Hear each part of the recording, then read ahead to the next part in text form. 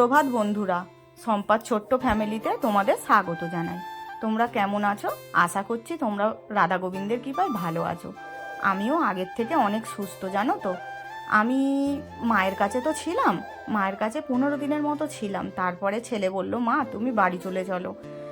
আমি ওই জন্য রবিবার দিনকে বিকেলবেলা খাওয়া দাওয়া করে আর বাড়ি চলে এসেছি, জানো।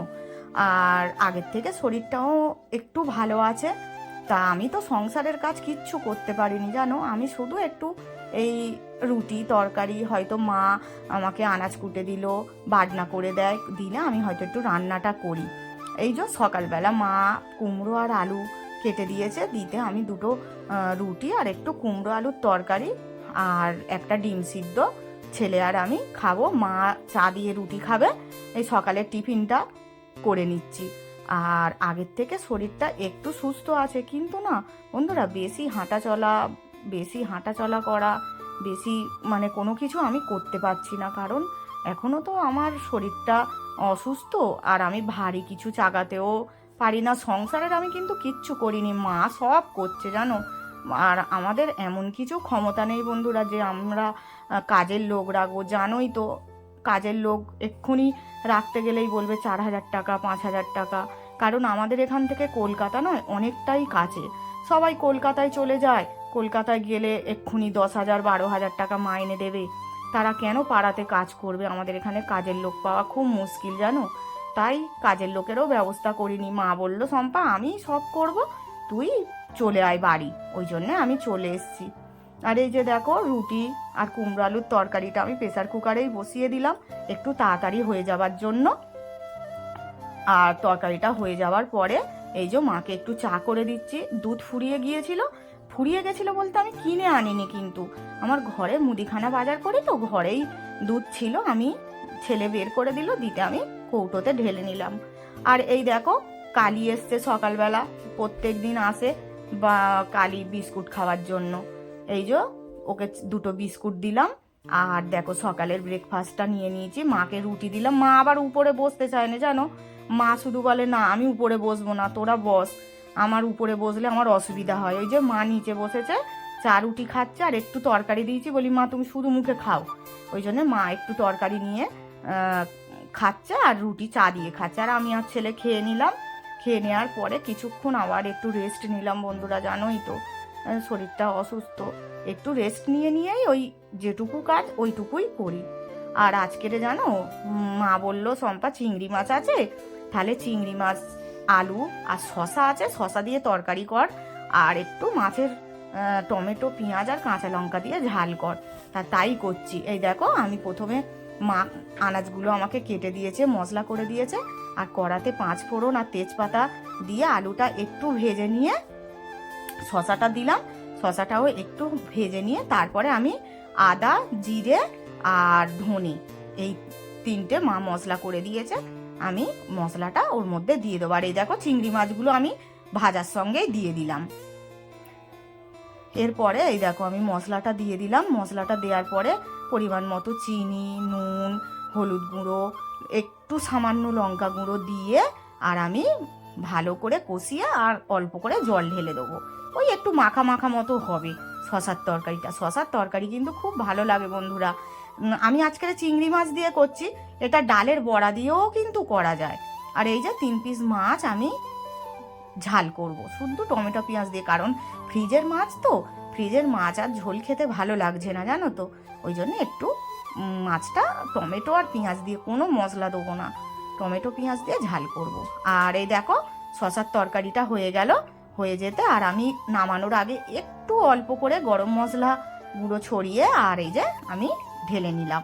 খুব সুন্দর হয়েছিল শশার তরকারিটা। এরপরে আবার কড়াটা ভালো করে পরিষ্কার করে ধুয়ে আর আমি মাছের ঝালটা বানিয়ে নিলেই আমার আবার হয়ে যাবে। তারপরে আবার একটু রেস্ট নেবো, নিয়ে আবার তারপরে চান করব। এই যে দেখো, কড়া গরম হয়ে যেতে আমি কড়াতে তেল দিলাম, দিয়ে মাছগুলো ভালো করে ভেজে নেবো। ভেজে নেওয়ার পরে তারপরে টমেটো আর পেঁয়াজ মা মশলা করে দিয়েছে, আমি মশলাটা ভালো করে কষিয়ে নেবো। আর বন্ধুরা, অনেক দিন পরে তোমাদের কাছে আমি ফিরে এসেছি, তোমরা একটু আমার পাশে থেকো।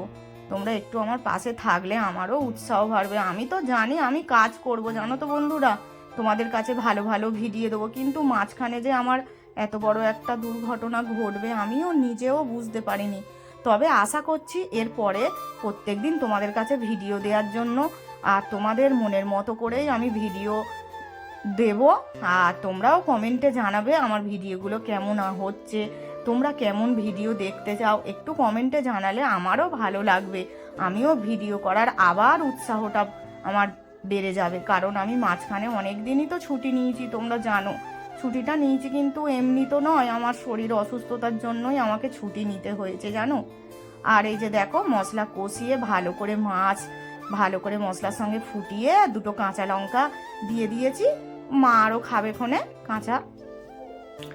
আর মাছটা ঢেলে নিলাম, নেওয়ার পরে দেখো আমার ছেলে আজকের পুজো করেছে। আমি অনেকক্ষণ থেকে বসতে পারছি না, জানো, ওই জন্য পুজোটা দিতে পারছি না। তবে আমি এবার চেষ্টা করব আমি এবার পুজো দেওয়ার জন্য। এই যে দেখো দুপুরবেলা চান টান করে এসে আর এই যে ভাত বেড়ে নিয়েছি, শশার তরকারি আর মাছের ঝাল আর একটু স্যালাড কেটে নিয়েছি। এই যে খেতে বসে গেলাম তিনজনে। আর এই দেখো দুপুরবেলা চান খাওয়ার আগে কিন্তু আমার ছেলে দেখো নারকেল গাছের পাতাগুলো এত বাড়িতে একদম অন্ধকার হয়ে গেছিল, জানো, পাতাগুলোর জন্য বাবু কেটে দিল। এই যে ফুল গাছগুলো সব কেটে দিয়েছে, আবার গজাবে। আর এই যে উঠোনটাতে এবার একটু চাষবাস তো করতে হয় বলো, একটু পালং শাক একটু ধনে পাতা ফেলবো। এরপরে খাওয়া দাওয়া করে একটু রেস্ট নিয়ে তারপরে তোমাদের কাছে আবার ফিরে এলাম। এই দেখো আমার ছোট মাসি এসছে, জানো তো, আমার ছোট মাসি তো তোমরা জানো জামা কাপড় বিক্রি করে। তা আমাদের এই পাড়াতে অনেকজনকে জামা কাপড় দিয়েছে, আনতে মানে পয়সা নিতে এসছে। তাই মাসি এসছে বলে আমি বললাম একটু মাসি বসো একটু কফি করি। ওই জন্য বিকেলবেলা একটু কফি বিস্কুট আর ওই একটা চানাচুর দিয়ে জিরে ভাজার প্যাকেট আছে, ওইটা কেটে আর ওই তিনজনে মিলে বসে বসে খাবো। মা আবার কফি খেতে চায় না, জানো, মা কফি খায় না বলে মাকে আর দিলাম না। আর এই বিস্কুট ফুরিয়ে গেছিল, ঘর থেকে বিস্কুটের প্যাকেট বের করে আর ঢেলে নিচ্ছি।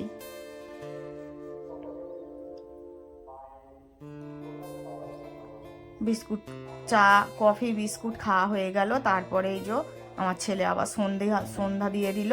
সন্ধ্যা দেওয়ার পরে একটু শুয়েছিলাম, জানো।